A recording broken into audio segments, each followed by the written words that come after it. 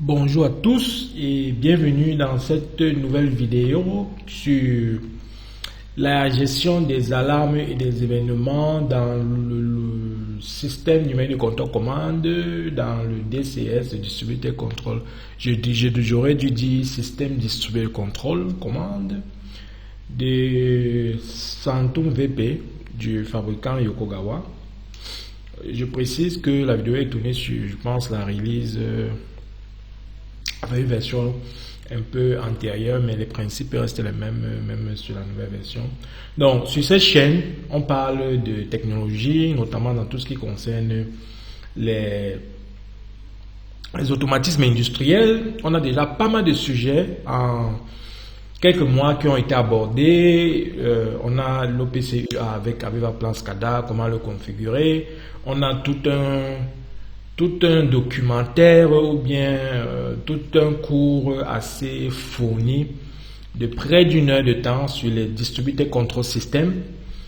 On a des types de données avec les API, on a la communication Modbus, comment établir une communication Modbus TCP avec les automates Siemens 1200. On a des réflexions sur ce que doit connaître un ingénieur en contrôle commande. Il y a pas mal de sujets, la prise en main des RS Logic 5000, la configuration des alarmes DCS ABB AC800F, la prise en main d'ABB 800F et pas mal de sujets. Donc là, comme on avait déjà abordé la première partie sur Yokogawa Santum VP, la prise en main, la configuration d'une application, etc. Aujourd'hui, nous allons voir la partie gestion des alarmes et des événements.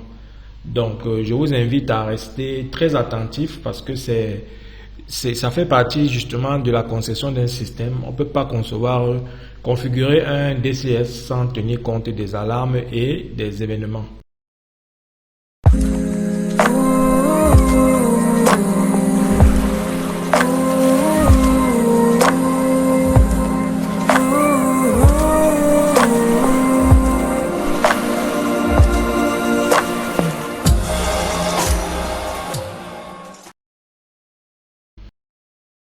Alors, la dernière fois, à titre de rappel, on avait vu que dans la configuration de notre application, on avait utilisé le bloc PVI pour le traitement de la mesure ANA.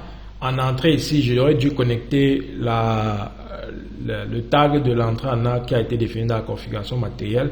Mais je vous ai dit que comme j'ai fait ce tutoriel avec l'objectif de présenter le système et je n'ai pas de matériel avec moi, j'ai pas de FCS, donc j'utilise une FCS émulée. Voilà pourquoi j'ai plutôt utilisé un bloc calcul pour essayer de traiter les mesures, de simuler une mesure et puis de la visualiser et de gérer ses alarmes. On avait vu que le bloc LC Logic Chart 64 permettait justement de définir une logique en langage. C'est plus des logigrammes, hein. C'est des logic charts, c'est des logigrammes. On a vu que le bloc MC2 nous permettait de commander un moteur. On a regardé rapidement la configuration en disant qu'on va prendre le switch, le label Run Stop Run. Aujourd'hui donc, on va regarder ensemble qu'est-ce qu'on va gérer comme alarme événement sur ce DCS. Donc là déjà, sur la configuration de ce bloc moteur, je viens sur la partie alarme, il me demande le niveau d'alarme. Donc, dans d'autres systèmes, on parle plutôt de classe d'alarme. Alors, les niveaux d'alarme permettent de différencier parce que sur un SNCC ou un DCS, quand vous recevez des alarmes, vous avez des alarmes et les alarmes ne se valent pas. Ça veut dire que autant je peux avoir sur un site industriel une alarme qui vient d'un détecteur de gaz, ça n'aura pas peut-être la même valeur aux yeux de l'opérateur si j'ai une pression très haute au niveau d'une pompe, d'une conduite de refoulement d'une pompe, ou alors le simple fait qu'un opérateur ait démarré une pompe et que le système nous envoie une information comme quoi une pompe a démarré. Donc il y a donc la possibilité de faire une classification.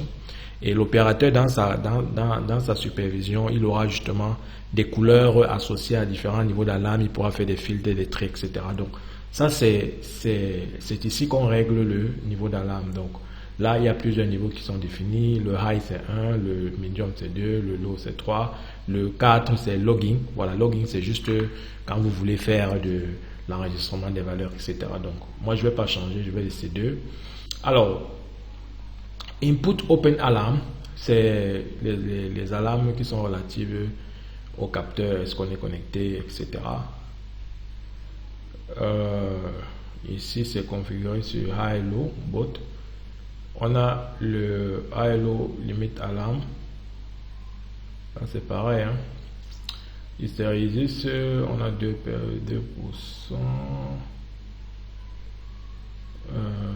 Output open alarm, bad connection alarm. Ok. Vous définissez si vous en avez besoin. Control calculation. Answer backtracking. Yes, no. Donc, est-ce que vous allez réactiver la position d'état, etc. Voilà, c'est des informations qui sont là. Donc, voilà ce qu'on va dire. Donc, ici, on va faire quelque chose en fait, c'est juste pour illustrer. Je ne vais pas prendre une très grosse application ou bien commencer à rajouter des blocs et tout. Je pense qu'on aura sur ce système 4 à 5 tutoriels parce qu'il est vaste. Il y a tellement de choses à configurer que, voyez-vous, on ne peut pas, sur une vidéo d'1 heure, faire un cours qui s'apprend en 2 semaines. Parce que le stage de formation Yokogawa Santon VP, c'est 2 semaines chez le fabricant. 1 semaine, les stratégies de contrôle, les systèmes, les architectures et autres. 1 semaine sur la partie supervision. Alors, comment je vais procéder?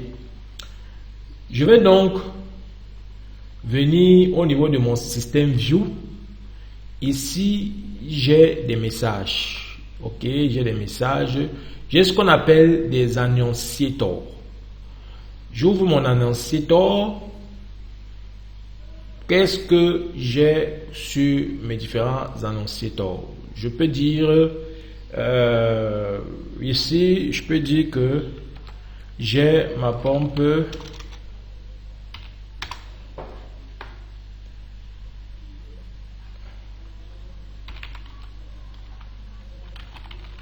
j'ai une pompe en marche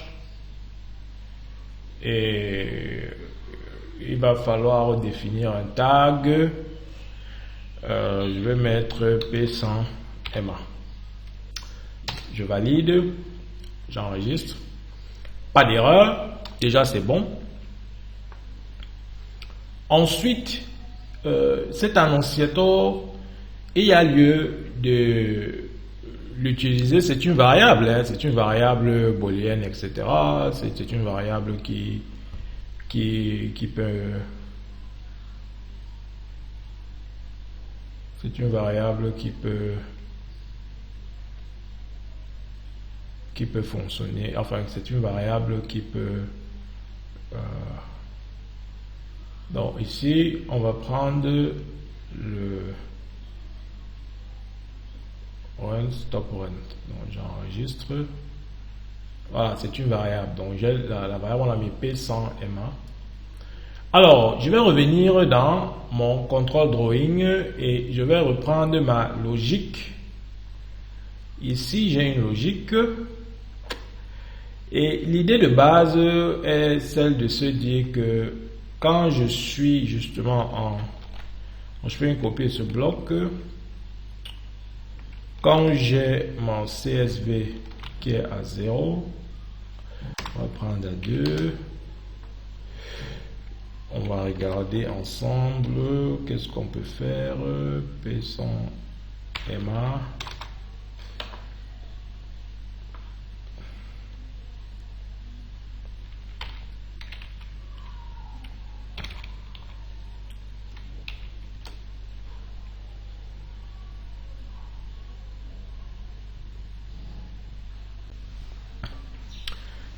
Alors, on va donc créer ici un nouvel objet où on va pointer vers notre annonciateur. Donc là, j'ai le P100MA. Rappelez-vous qu'on l'avait nommé, on lui avait donné le tag P100MA. Et la variable qu'on va écrire, c'est la PV.L, L pour latch. Ça veut dire que comme c'est une variable Tor, on va écrire 1. Et on s'attend à ce que lorsque la commande passe à 2, qu'on ait une information comme quoi la pompe est en marche.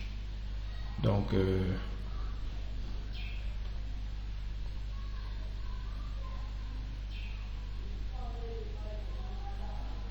on va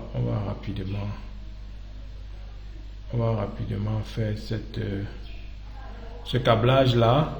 Donc là, je câble, j'enregistre. Mon câblage n'a pas pris. Voilà. J'enregistre et je charge. Comme j'ai ma FCS qui est déjà en cours d'émulation, il me demande si je veux télécharger, je valide, offline load completed, ok, aucune erreur, équalisation, ok, c'est bon.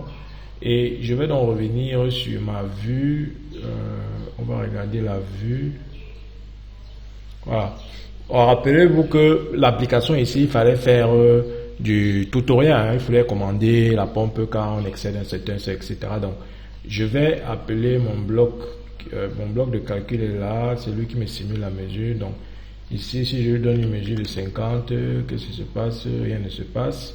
Donc là, j'ai des infos, hein, des alarmes. Bon, actuellement, il a normalisé la mesure de niveau sur les alarmes. Ok, on n'est plus en lot. Ok, voilà, ça clignote parce que l'opérateur n'a pas acquitté. Voilà.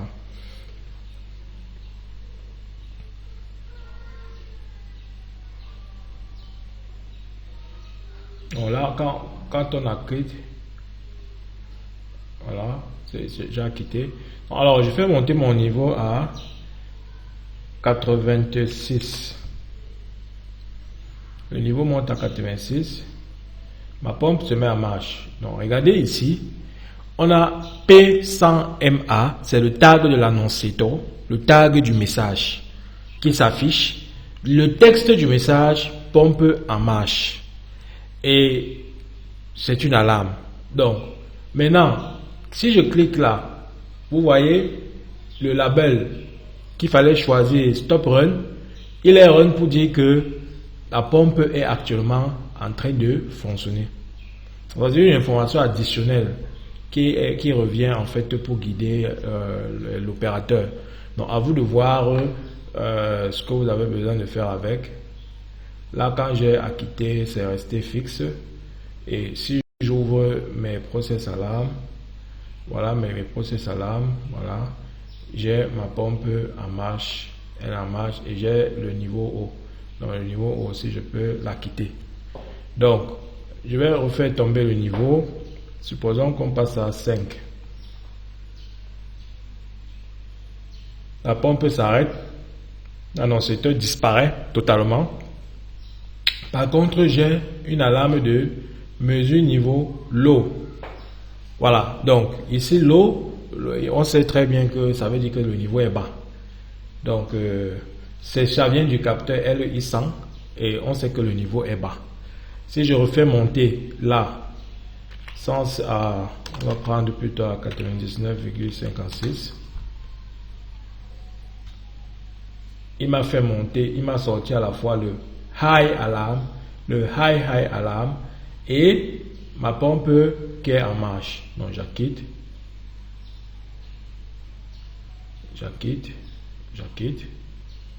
Voilà.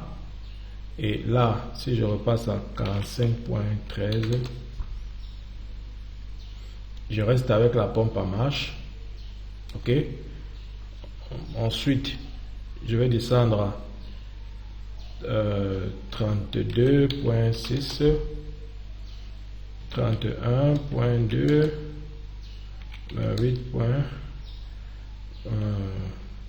21.5, 18.4, 18.4, je passe en low alarme et la pompe s'arrête. Donc,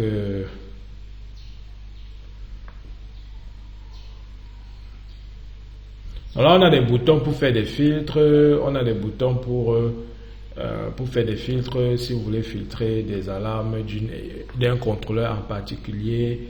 Vous avez la possibilité de choisir les contrôleurs par équipement, etc. Il y a pas mal d'outils qui sont prévus pour l'opérateur. Donc, voilà comment on peut configurer en réalité une alarme. Et on va regarder la configuration de la pompe. Là maintenant, on va regarder rapidement. Dans le contrôle drawing, la pompe c'était le P100 et on avait un ensemble bac.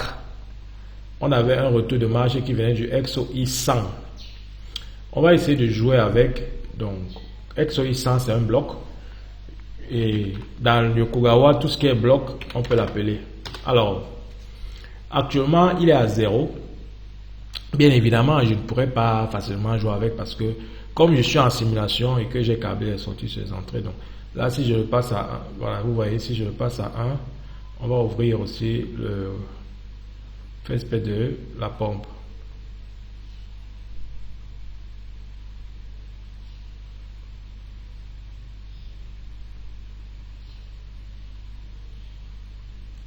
Donc, si je démarre la pompe, je mets la pompe en manuel, je démarre la pompe. Vous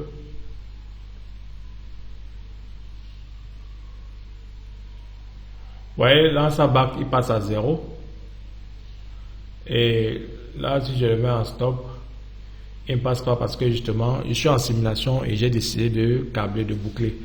Donc, je peux aussi très bien, la modif que j'ai faite dans mon schéma de contrôle ici, je peux plutôt prendre le XOI 100.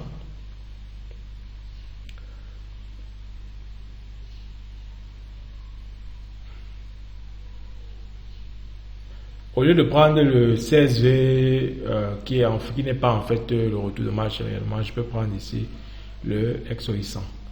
Bon, en réalité, pour l'état de marche des pompes, je n'en ai réellement pas besoin parce que par configuration, ici, quand vous avez spécifié l'ensemble bac, quand vous avez spécifié le ensemble back tracking, vous avez spécifié yes ou no.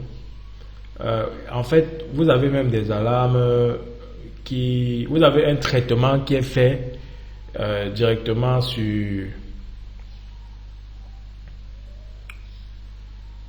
ce. Vous avez un traitement qui est fait ici. Donc, ce qu'on peut faire peut-être, c'est essayer de jongler avec le feedback signal. On va essayer de jongler avec le feedback signal. On va dire que on va créer un switch. On va créer un switch qu'on va appeler FB100. Alors, je viens dans les switch definition. Ici, je vais appeler mon switch FB100. Et le label, bon voilà, on regarde direct le switch ici. Donc si j'enregistre, je valide, ok, c'est bon. Et je vais venir dans mon schéma de contrôle. On va prendre ici le détail.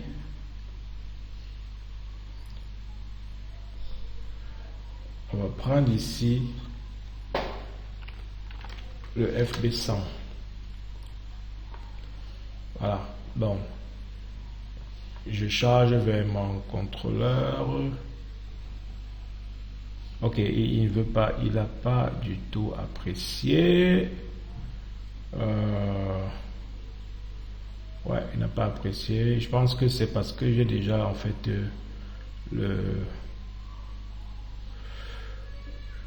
ouais. En fait, je peux pas, je peux pas manipuler. Ouais, c'est normal. Je peux pas.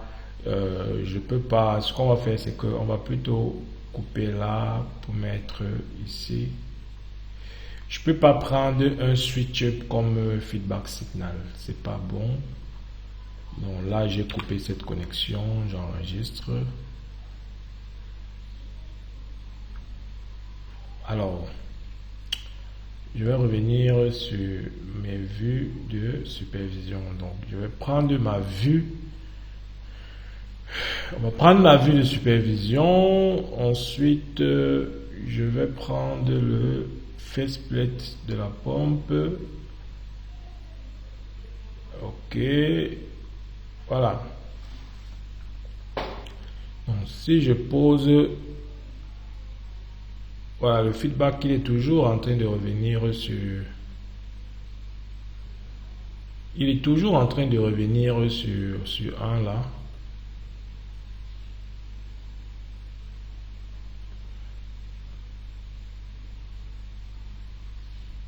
Il revient sur 1 ou 0. Il suit en fait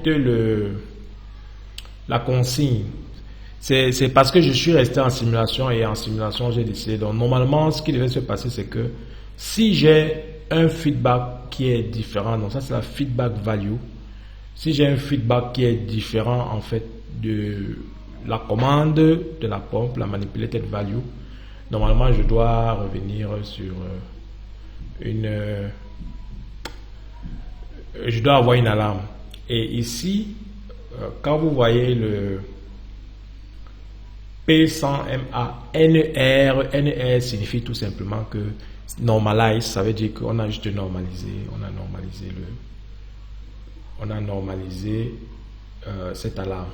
Donc voilà ce que j'avais à dire sur cette vidéo gestion des alarmes. J'espère que elle vous a plu, et si vous avez des questions, des sujets spécifiques sur l'automatisme, n'hésitez pas à nous le dire en commentaire.